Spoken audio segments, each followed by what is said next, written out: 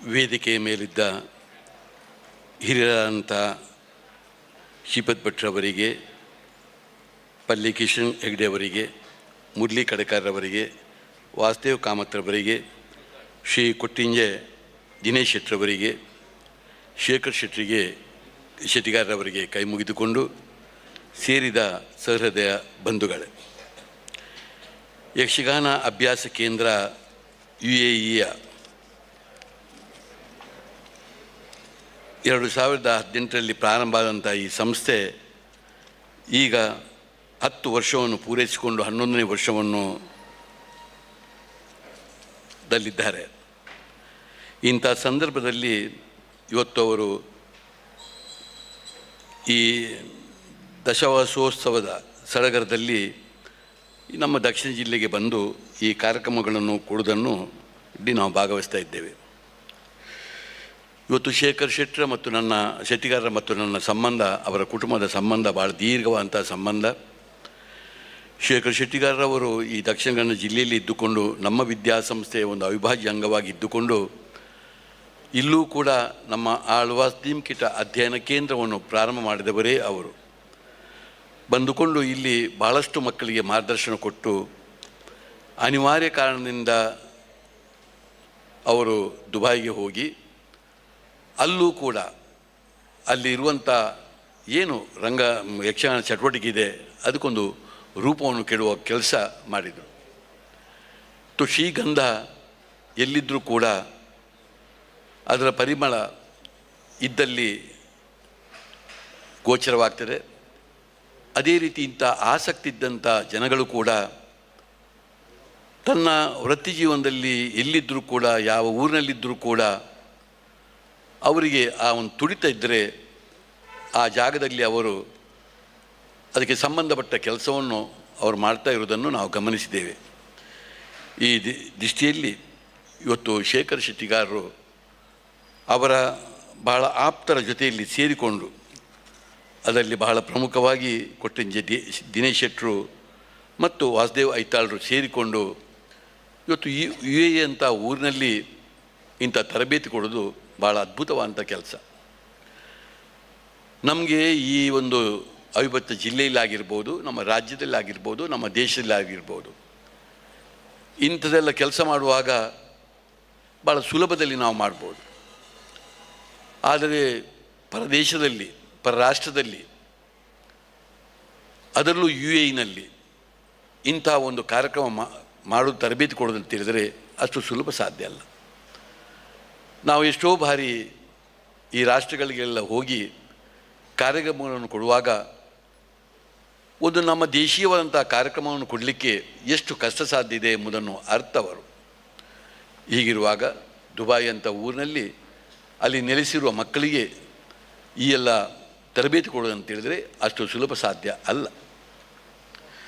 ಅದರಲ್ಲೂ ಅಲ್ಲಿಯೇ ಇವತ್ತು ವಿದ್ಯಾರ್ಜನೆ ಮಾಡ್ತಿರುವಂಥ ನಮ್ಮ ಮಕ್ಕಳಿಗೆ ಅವರಿಗೆ ಈ ಕಲೆಯನ್ನು ಕಲಿಸುತ್ತ ಬಹಳ ಕಷ್ಟ. ಇವತ್ತು ದುಬೈ ಅಂತ ಊರಿನಲ್ಲಿ ಅಲ್ಲಿದ್ದೇ ಒಂದು ಪಠ್ಯದ ಬೋಧನೆಗಳಿದೆ, ಅಲ್ಲಿದ್ದೇ ಒಂದು ಸಿಸ್ಟಮ್ ಇದೆ. ಈ ಸಿಸ್ಟಮ್ನಲ್ಲಿ ನಮ್ಮ ಕನ್ನಡದ ಭಾಷೆಯಿಂದ ಹಿಡಿದು ಈ ಯಕ್ಷಗಾನಕ್ಕೆ ಸಂಬಂಧಪಟ್ಟ ಎಲ್ಲ ಮಜಲುಗಳಲ್ಲೂ ಕೂಡ ಒಂದು ಶಿಕ್ಷಣ ಕೊಟ್ಟು ಕಾರ್ಯಕ್ರಮ ಕೊಡೋದು ಅಂತ ಹೇಳಿದರೆ ಎಷ್ಟು ಕಷ್ಟ ಸಾಧ್ಯ. ಇವತ್ತು 75ಕ್ಕೂ ಮಿಕ್ಕಿದಂಥ ದುಬೈಯಲ್ಲಿ ನೆಲೆಸಿರುವಂಥ ಕುಟುಂಬಗಳು ತನ್ನ ಮಕ್ಕಳ ಜೊತೆಯಲ್ಲಿ ನೀವೆಲ್ಲ ಬಂದಿದ್ದೀರಿ. ಬಂದು ಇಲ್ಲಿ ಕಾರ್ಯಕ್ರಮ ಕೊಡೋದು ನನಗೆ ಭಾಳ ಸಂತೋಷ ಕೊಟ್ಟಿದೆ. ನೀವು ಕೂಡ ಇಂಥ ಒಂದು ಆಸಕ್ತಿಯನ್ನು ನಿಮ್ಮ ಮಕ್ಕಳಿಗೆ ಬೆಳೆಸುವುದು, ಇದರ ಮುಖಾಂತರ ನಮ್ಮ ದೇಶಿ ಸಂಸ್ಕೃತಿಯ ಪರಿಚಯ, ನಮ್ಮ ಇಡೀ ಪುರಾಣಗಳ ಪರಿಚಯ, ಇದರಿಂದ ಬಹಳ ದೊಡ್ಡ ಆಸಕ್ತಿಯನ್ನು ಬೆಳೆಸುವಂಥ ಕೆಲಸವನ್ನು ನೀವು ಮಾಡಿದ್ದೀರಿ. ಖಂಡಿತ ನೀವು ಜನ್ಮ ಕೊಟ್ಟಂಥ ಮಕ್ಕಳಿಗೆ ನೀವು ಬಹಳ ಒಳ್ಳೆಯ ಒಂದು ಸಾಂಸ್ಕೃತಿಕ ಸಂಸ್ಕಾರವನ್ನು ಕೊಡುವಂಥ ಕೆಲಸವನ್ನು ನೀವು ಮಾಡಿದ್ದೀರಿ. ಇದರಿಂದ ಮುಂದೆ ನಿಮಗೆ ಬಹಳ ದೊಡ್ಡ ಪ್ರಯೋಜನ ಈ ಮಕ್ಕಳಿಂದ ನಿಮಗೆ ಆಗಲಿಕ್ಕೆ ಇದೆ ಎಂಬುದನ್ನು ನಾನು ಸ್ಪಷ್ಟವಾಗಿ ಹೇಳಲಿಕ್ಕೆ ಇಚ್ಛೆಪಡ್ತೇನೆ. ನೀವು ಇದು ಮಾಡಿದ ಕೆಲಸ ಸ್ಪಷ್ಟ, ಮತ್ತು ಇದರಿಂದ ಭಾಳ ದೊಡ್ಡ ಪ್ರಯೋಜನ ಇನ್ನು ಮುಂದೆ ನಿಮಗೆ ಆಗ್ತದೆ ಎಂಬುದನ್ನು ನೆನೆಸಿಕೊಳ್ಳಿ. ಇವತ್ತು ನಾವೆಲ್ಲರೂ ಸಂಸ್ಕೃತಿ ಪ್ರಿಯರು, ಕಲಾಪ್ರಿಯರು. ನಾವೆಲ್ಲ ಒಂದಲ್ಲ ಒಂದು ರೀತಿಯಲ್ಲಿ ಇಲ್ಲಿ ವೇದಿಕೆಯಲ್ಲಿ ಇದ್ದವರಾಗಿರಲಿ, ಇಲ್ಲಿ ನೋಡುಗ ಮಕ್ಕಳಾಗಲಿ, ನಾವೆಲ್ಲರೂ ಕೂಡ ಒಂದಲ್ಲ ಒಂದು ರೀತಿಯಲ್ಲಿ ನಮ್ಮ ಕಲೆಯನ್ನು, ನಮ್ಮ ದೇಶೀಯ ಕಲೆಯನ್ನು ನಮ್ಮ ಒಂದು ಅವಿಭಾಜ್ಯ ಅಂಗವಾಗಿ ಹಿಡಿದುಕೊಂಡು ಹೋದವರು. ನಾನು ಕೂಡ ಇಲ್ಲಿ ಬಹಳಷ್ಟು ವಿದ್ಯಾರ್ಥಿಗಳ ವರ್ಗ ಇರುವಂಥ ಇಲ್ಲಿ ನಾನು ಕೂಡ ಬಾಲ್ಯದಿಂದಲೇ, ಅದು 1ನೇ ತರಗತಿಯಿಂದಲೇ ಒಂದು ರಂಗದ ಚಟುವಟಿಕೆಯ ಮೇಲೆ ಭಾಳಷ್ಟು ಆಸಕ್ತಿ ಬಂದು, ಅದು ಯಕ್ಷಗಾನ ಇರ್ಬೋದು, ಭರತನಾಟ್ಯ ಇರ್ಬೋದು, ಅಥವಾ ಬೇರೆ ಬೇರೆ ರೀತಿಯ ನಾಟಕಗಳಲ್ಲಿರ್ಬೋದು, ತುಳು ಕನ್ನಡ ನಾಟಕದಲ್ಲಿರ್ಬೋದು, ಬೇರೆ ಬೇರೆ ರೀತಿಯಲ್ಲಿ ನನ್ನನ್ನು ನಾನು ತೊಡಗಿಸಿಕೊಂಡು ಅದರಿಂದ ಭಾಳ ದೊಡ್ಡ ಪ್ರಯೋಜನ ನಾನು ಪಡೆದವ. ಈಗಲೂ ನನಗೆ ನನ್ನ ಕಲೆಯನ್ನು ಈಗ ತೋರ್ಪಡಿಸಲಿಕ್ಕೆ ನನ್ನಿಂದ ಅಸಾಧ್ಯವಾದರೂ ಕೂಡ ಈಗ ಯಾರಿಗೆ ಸಾಧ್ಯ ಇದೆ ಅಂಥ ಮಕ್ಕಳನ್ನು ಸೃಷ್ಟಿ ಮಾಡಿಕೊಂಡು ಅವರ ಮುಖಾಂತರ ಕಲೆಯನ್ನು ಪ್ರಸರಿಸುವ ಕೆಲಸವನ್ನು ನಮ್ಮ ಜೀವನದಲ್ಲಿ ಮಾಡಿ ಒಂದು ಸಾರ್ಥಕತೆಯನ್ನು ಪಡೆದವರು. ನನಗೆ 75 ತುಂಬಿತ್ತು, ಹೌದು. ಈಸು ತನಕ ಪುಣ್ಯಕ್ಕೆ ನಮ್ಮ ಮಕ್ಕಳಿಗೆ ಗೊತ್ತಿರಲಿಲ್ಲ, ಎಷ್ಟೋ 50 60 ಅಂತ ಎನಿಸಿಕೊಂಡಿದ್ದಾರೆ. ಈಗ ನೀವು ಸ್ಪಷ್ಟವಾಗಿ ಅವರಿಗೆ ಹೇಳಲಿಕ್ಕೆ ಆಯಿತು, ಮೋಹನ್ ಆಳ್ವರಿಗೆ 75 ಆಯಿತು ಅಂತ. ಇನ್ನು ನನ್ನನ್ನು ಮೋಹನ್ ಅಜ್ಜ ಅಂತ ಕರೀತಾರ ಏನೋ ನನಗೆ ಗೊತ್ತಿಲ್ಲ. ಇಲ್ಲಿವರೆಗೆ ಬೇರೆ ರೀತಿಯಲ್ಲಿ ಕರಿತಿದ್ವಿ, ಇನ್ನು ಮೋಹನ್ ಅಜ್ಜ ಅಂತ ಕರೀಲಿಕ್ಕೂ ಸಾಕು. ಇಂಥ ದೃಷ್ಟಿಯಲ್ಲಿ ಇವತ್ತು 75 ಆಗುವಾಗಲೂ ಕೂಡ ನಾನು ಯಾರಿಗೂ ಸದ್ದು ಗದ್ದಲಿಲ್ಲದೆ ನನ್ನ 75 ವರ್ಷ ದಾಟಬೇಕು ಅಂತ ನಾನಿದ್ದೆ. ಅದು ಈಗ ಈ ವರ್ಷವೇ ಈಗ ಪ್ರಾರಂಭ ಮಾಡಿ ಆಯಿತು. ನಾನು ಅಷ್ಟು ಸುಲಭದಲ್ಲಿ ಒಪ್ಪುವನಲ್ಲ. ನನಗೆ ನಿನ್ನೆವರೆಗೆ ನನಗೆ ಇಲ್ಲಿ ಕಾರ್ಯಕ್ರಮದ ಬಗ್ಗೆ ಗೊತ್ತಿತ್ತು, ಆದರೆ ನನ್ನ 75ನೇ ವರ್ಷದ ಜನ್ಮ ಸಂವತ್ಸರ ಕಾರ್ಯಕ್ರಮವನ್ನು ಮಾಡ್ತಾರೆ ಅಂತ ನಾನು ನೆನೆಸಿರಲಿಲ್ಲ. ಆದರೆ ಇರಲಿ, ಒಂದು ಪ್ರೀತಿಯಿಂದ ಮಾಡಿದ್ದಾರೆ, ಅದು ಕೂಡ ಸಮಾನ ಮನಸ್ಕರು. ಆದರೆ ನಾನು ಒಪ್ಪಬೇಕಾಗಿದೆ, ನಾನು ಇದನ್ನು ಮಾಡಿಕೊಂಡಿದ್ದೇನೆ. ಇಲ್ಲಿ ಕೂತ್ಕೊಂಡಂಥ ಮಕ್ಕಳಲ್ಲೂ ನನ್ನ ವಿನಂತಿ ಇಷ್ಟೇ, ಮಕ್ಕಳೇ, ಕಾಲಕ್ಕೆ ಬೇಕಾಗುವ ವಿದ್ಯಾಭ್ಯಾಸವನ್ನು ಕಲಿಯುವಲ್ಲಿ ನೀವು ಎಂದೂ ಹಿಂದೆ ಬೀಳಬೇಡಿ. ಅದು ಕನ್ನಡ ಮಾಧ್ಯಮ ಆಗಿರ್ಬೋದು, ಇಂಗ್ಲೀಷ್ ಮಾಧ್ಯಮ ಆಗಿರ್ಬೋದು, CBSE ಆಗಿರ್ಬೋದು, ICSE ಆಗಿರ್ಬೋದು, ಅಥವಾ ಪದವಿ ಪೂರ್ವ ಶಿಕ್ಷಣ ಇರ್ಬೋದು, ಪದವಿ ಶಿಕ್ಷಣ ಇರ್ಬೋದು, ಉನ್ನತ ಶಿಕ್ಷಣ ಇರ್ಬೋದು, ವೃತ್ತಿಪರ ಶಿಕ್ಷಣ ಇರ್ಬೋದು. ಅದನ್ನೆಲ್ಲ ನೀವು ಕಾಲಕ್ಕೆ ಬೇಕಾಗೋದನ್ನು ನೀವು ಕಾಲದಲ್ಲಿ ಕಲಿಯಬೇಕು. ಅದರ ಜೊತೆ ಒಂದು ಒಳ್ಳೆಯ ಮನಸ್ಸನ್ನು ಕಟ್ಟುವಂಥ ಕೆಲಸವನ್ನು ನೀವು ಮಾಡುವಾಗ ಅದರಲ್ಲಿ ಬಹಳ ಮುಖ್ಯವಾಗಿ ಸಾಂಸ್ಕೃತಿಕವನ್ನು ನೀವು ತೆಗೆದುಕೊಳ್ಬೇಕು. ಸಾಂಸ್ಕೃತಿಕದಲ್ಲಿ ನೀವು ಆಸಕ್ತಿಯನ್ನು ತೋರಿಸಿಕೊಂಡು ನೀವು ಅದನ್ನು ಬೆಳೆಸಿಕೊಂಡು ಹೋದರೆ ಪೂರಕವಾಗಿ ನಿಮಗೆ ಬಹಳ ಒಳ್ಳೆಯ ವಿದ್ಯೆ ಬುದ್ಧಿಯ ಜೊತೆಯಲ್ಲಿ ಒಂದು ಒಳ್ಳೆಯ ಸುಂದರವಾದಂಥ ಮನಸ್ಸನ್ನು ಕಟ್ಟಿಕೊಳ್ಳಲಿಕ್ಕೆ ಸಾಧ್ಯವಾಗ್ತದೆ. ಇದು ಬಹಳಷ್ಟು ನಮಗೆ ಸೌಂದರ್ಯ ಪ್ರಜ್ಞೆಯನ್ನು ಕೊಡುವಂಥ ಒಂದು ವಿಷಯ. ಸೌಂದರ್ಯ ಪ್ರಜ್ಞೆ ಇದ್ದಂಥ ವ್ಯಕ್ತಿಗಳು ಈ ದೇಶವನ್ನು ಪ್ರೀತಿಸ್ತಾರೆ, ಕಲೆಯನ್ನು ಪ್ರೀತಿಸ್ತಾರೆ, ಕಲಾವಿದನನ್ನು ಪ್ರೀತಿಸ್ತಾರೆ, ಪರಿಸರವನ್ನು ಪ್ರೀತಿಸ್ತಾರೆ, ಸಾಮರಸ್ಯವಾದಂಥ ಬದುಕನ್ನು ಪ್ರೀತಿಸ್ತಾರೆ. ಈ ದೇಶದ ಭಾಳ ದೊಡ್ಡ ಸಂಪತ್ತು ಮಕ್ಕಳೇ. ಯಾರಿಗೆ ಸೌಂದರ್ಯ ಪ್ರಜ್ಞೆ ಇಲ್ಲ, ಅವನು ಎಷ್ಟೋ ದೊಡ್ಡ ವ್ಯಕ್ತಿ ಆಗಿರಲಿ, ಎಷ್ಟೇ ದೊಡ್ಡ ಶ್ರೀಮಂತನಾಗಿರಲಿ, ಅವನು ಈ ದೇಶದ ಭಾಳ ದೊಡ್ಡ ಅಪಾಯಕಾರಿ ವ್ಯಕ್ತಿ ಅಂತ ತಿಳ್ಕೊಳ್ಳಿ. ಆದ್ದರಿಂದ ನೀವು ಎಂದೂ ಈ ದೇಶದ ಅಪಾಯಕಾರಿ ವ್ಯಕ್ತಿಗಳಾಗದೆ ನೀವು ಒಂದು ದೇಶದ ಸಂಪತ್ತಾಗಿ ಬೆಳೀಬೇಕು ಎಂಬುದೇ ನಮ್ಮೆಲ್ಲರ ಆಶಯ. ಅದಕ್ಕಾಗಿಯೇ ನಾವು ಈ ಪ್ರಯತ್ನವನ್ನು ನಮ್ಮನ್ನು ಜೀವನ ಪರ್ಯಂತ ನಾವು ಮಾಡ್ತಾ ಇರೋದು ಎಂಬುದನ್ನು ತಾವುಗಳು ಅರಿತುಕೊಳ್ಬೇಕು. ಅರಿತುಕೊಂಡು ಇದನ್ನು ಹಗುರವಾಗಿ ತೆಗೆದುಕೊಳ್ಳದೆ, ಕ್ಯಾಶುವಲ್ ಆಗಿ ತೆಗೆದುಕೊಳ್ಳದೆ, ಎಂದೂ ಒಬ್ಬ ಕಲಾವಿದ ಕಲೆಯ ಮುಖಾಂತರ ನನ್ನ ಭವಿಷ್ಯವನ್ನು ಹಾಳು ಮಾಡಿಕೊಂಡ ಅಂಥೇಳಿ ಅವನು ನೆನೆಸಬಾರದು, ಅವನನ್ನು ಜನ್ಮ ಕೊಟ್ಟಂಥ ತಂದೆ ತಾಯಿಗಳು ನೆನೆಸಬಾರದು, ಇದನ್ನೆಲ್ಲ ತರಬೇತಿ ಮಾಡಿದಂಥ ಗುರುಗಳು ನೆನೆಸಬಾರ್ದು. ಒಟ್ಟು ಸಮಾಜ ಎಂದು ಒಬ್ಬ ಕಲೆಯನ್ನು ಪ್ರೀತಿಸಿಕೊಂಡು ಬಂದಂಥ ವಿದ್ಯಾರ್ಥಿ ಮುಂದೆ ಅವನ ಭವಿಷ್ಯದಲ್ಲಿ ಎಂದೂ ಗಂಡಾಂತರದಲ್ಲಿ ಬೀಳಬಾರದು ಎಂಬುದೇ ನಮ್ಮ ಆಶಯ. ಅದು ಎಂದೂ ಬೀಳುವುದೇ ಇಲ್ಲ. ಅದನ್ನು ನಾವೇ ಏನಾದರೂ ಸ್ವಯಂ ತಪ್ಪು ಮಾಡಿ ಏನಾದರೂ ಮಾಡಿ ಅಂತ ಗಂಡಾಂತರನಾಗಬೇಕು ಹೊರತು, ಇಲ್ಲದೆ ನಾವು ನಂಬಿಕೊಂಡು ಬಂದಂಥ ಕಲೆ ನಮ್ಮನ್ನು ಎಂದೂ ಬಿಡಲಿಕ್ಕೆ ಸಾಧ್ಯ ಇಲ್ಲ. ಇವತ್ತು ಯಕ್ಷಗಾನ ಎಂಥ ಮಟ್ಟಕ್ಕೆ ಹೋಗಿ ಆಯಿತು. ನಮ್ಮ ದೇಶದಲ್ಲಿ ಅದೆಷ್ಟು ಜಾನಪದದ ಕಲೆಗಳಿದೆ, ನಮ್ಮ ರಾಜ್ಯದಲ್ಲೂ ನಮ್ಮ ಜಿಲ್ಲೆಯಲ್ಲೂ ಅದೆಷ್ಟು ಜಾನಪದದ ಕಲೆ, ಸಂಗೀತ ನೃತ್ಯ ಪಕ್ಕ ವಾದ್ಯದಲ್ಲಿದೆ ಹೇಳಿ. ಇಂಥ ಸಂದರ್ಭದಲ್ಲಿ ಇಷ್ಟು ಜಾನಪದದ ಕಲೆಗಳು ಜಗತ್ತಿನ ಯಾವ ದೇಶದಲ್ಲೂ ಇರಲಿಕ್ಕೆ ಸಾಧ್ಯ ಇಲ್ಲ.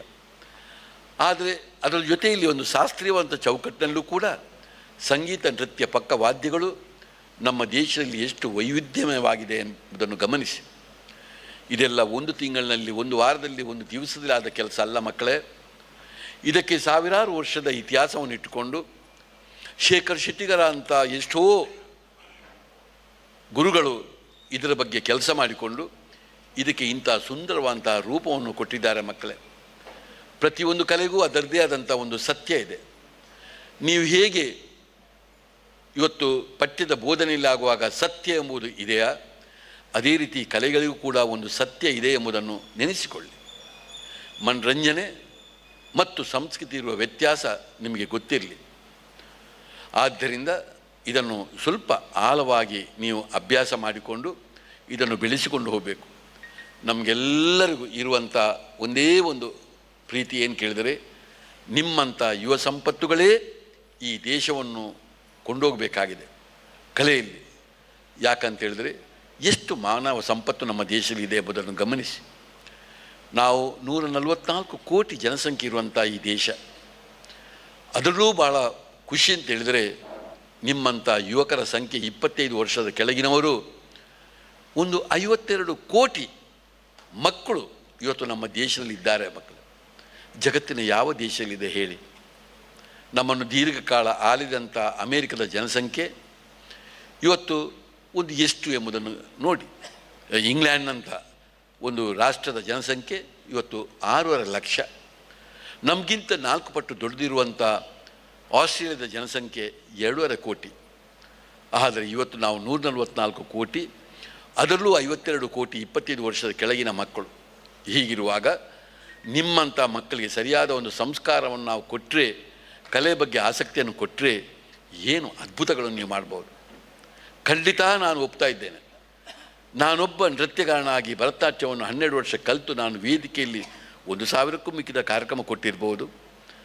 ಆದರೆ ಆಗ ಹಾಕ್ತಿದ್ದಂಥ ನನ್ನ ಹೆಜ್ಜೆಗಳು, ಆಗ ನಾನು ಮಾಡ್ತಿದ್ದಂಥ ಸೋಲೋ ಪ್ರೋಗ್ರಾಮ್ಗಳು ಇವತ್ತು ಎಷ್ಟು ಅಪ್ರಸ್ತುತ ಕಾಣ್ತಾ ಇದೆ. ಈಗಿನ ಕಾಲದಲ್ಲಿ ನಿಮ್ಮಂಥ ವಿದ್ಯಾರ್ಥಿಗಳು ಒಂದೊಂದು ಕೊರಿಯೋಗ್ರಾಫನ್ನು ಎಷ್ಟು ಸುಂದರವಾಗಿ ನೀವು ಮಾಡ್ತೀರಿ, ಎಷ್ಟೆಷ್ಟು ಹೊಸ ಹೊಸ ಹೆಜ್ಜೆಗಳನ್ನು ಹಾಕ್ಕೊಂಡು ನೀವೊಂದು ಕೋರಸ್ ಆಗಿ ಕುಣಿಯುವುದೇ ನಮಗೊಂದು ಭಾಳ ಸಂತೋಷವನ್ನು ಕೊಟ್ಟಿದೆ.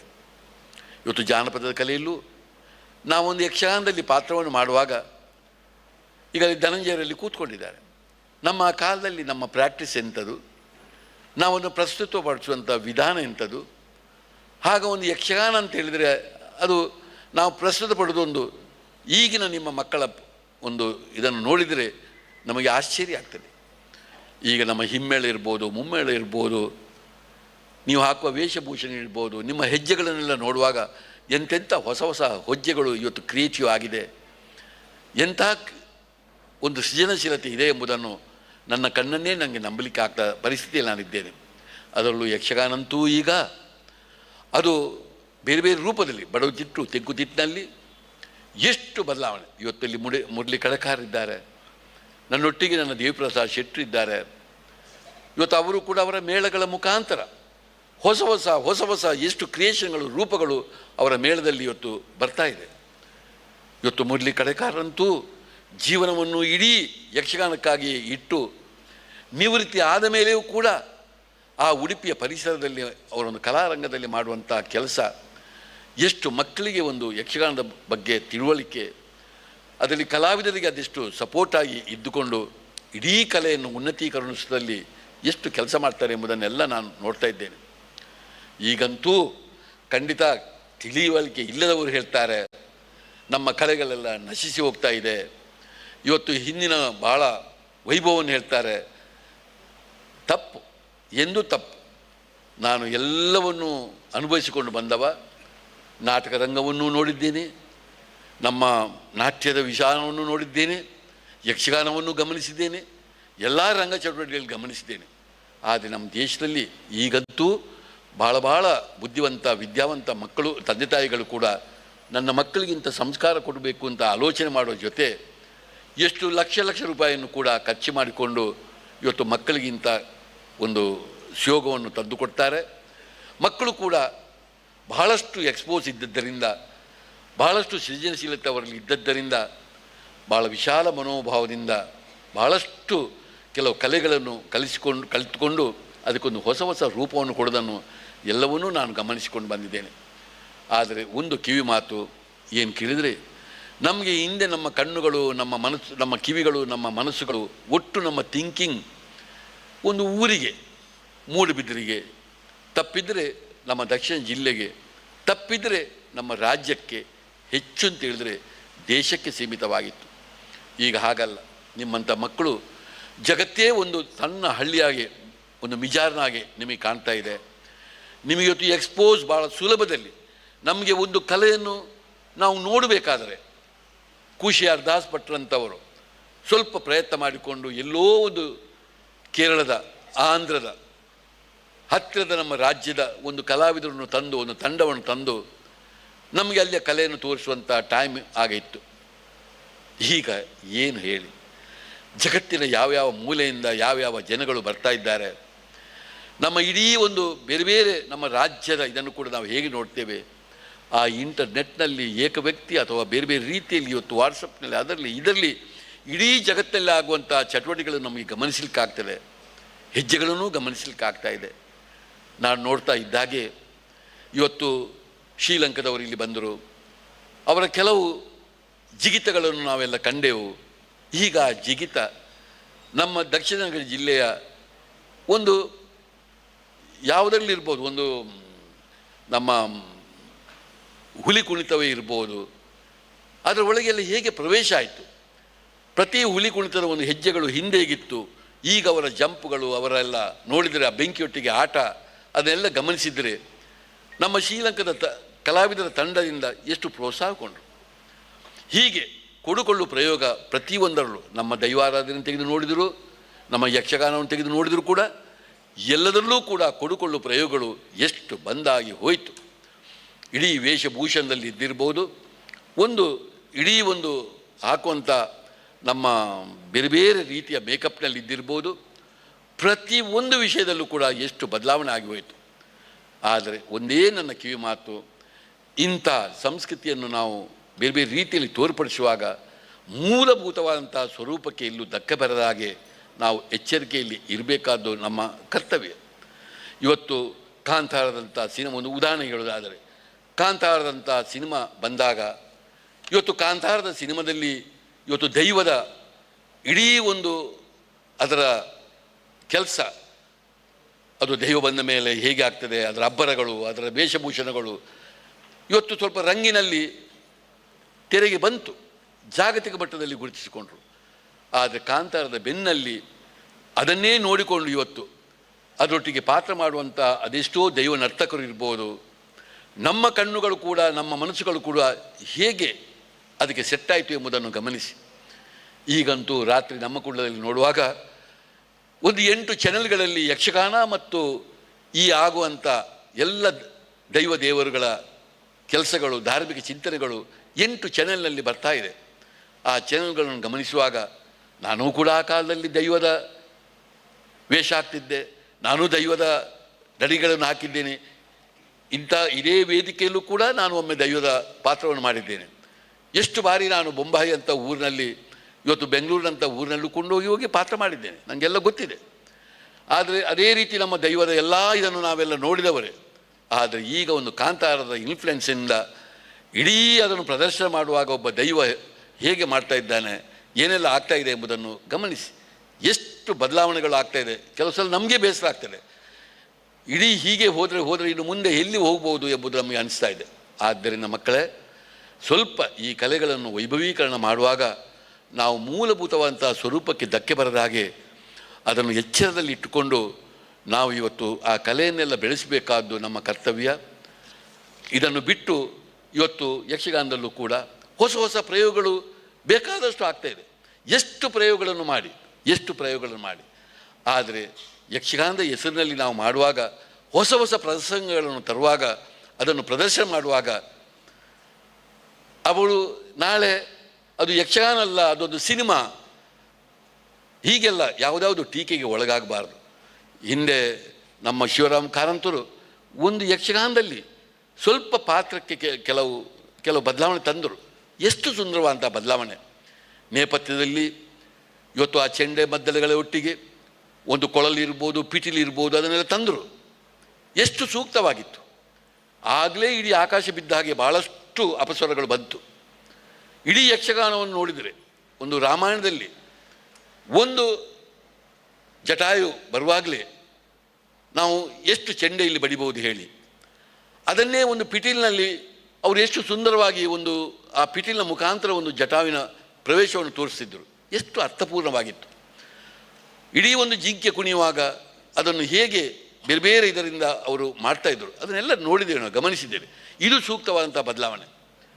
ಅದನ್ನು ಬಿಟ್ಟು ಯಕ್ಷಗಾನಕ್ಕೆ ಅಪಸ್ವರ ಆಗುವ ಹಾಗೆ ನಮ್ಮ ಯಾವತ್ತು ಚೆಂಡೆಗಾಗಲಿ, ಮದ್ದಳೆಗಾಗಲಿ, ಅಥವಾ ಯಾವುದೇ ಇರುವಂಥ ಅಲ್ಲಿ ಇರುವ ಪಕ್ಕವಾದ್ಯಕ್ಕಾಗಲಿ, ಅಥವಾ ಇಡೀ ಸ್ವರೂಪಕ್ಕಾಗಲಿ ಧಕ್ಕೆ ಬರುವ ಹಾಗೆ ನಾವು ಇವತ್ತು ಅದರಲ್ಲಿ ಯಾವುದ್ಯಾವುದೋ ಇನ್ಸ್ಟ್ರೂಮೆಂಟನ್ನು ಜೋಡಣೆ ಮಾಡಿಕೊಂಡು, ಯಾವುದ್ಯಾವುದೋ ಪಾತ್ರವನ್ನು ಜೋಡಣೆ ಮಾಡಿಕೊಂಡು ಇಡೀ ನಮ್ಮ ಪ್ರೇಕ್ಷಕರನ್ನೇ ನಾವು ತಪ್ಪು ದಾರಿಗೆ ಕೊಂಡೋಗಿ ಅವರ ಕಣ್ಣನ್ನು, ಅವರ ಕಿವಿಯನ್ನು, ಅವರ ಮನಸ್ಸನ್ನು, ಹೃದಯವನ್ನು ಭ್ರಷ್ಟ ಮಾಡಬಾರ್ದು.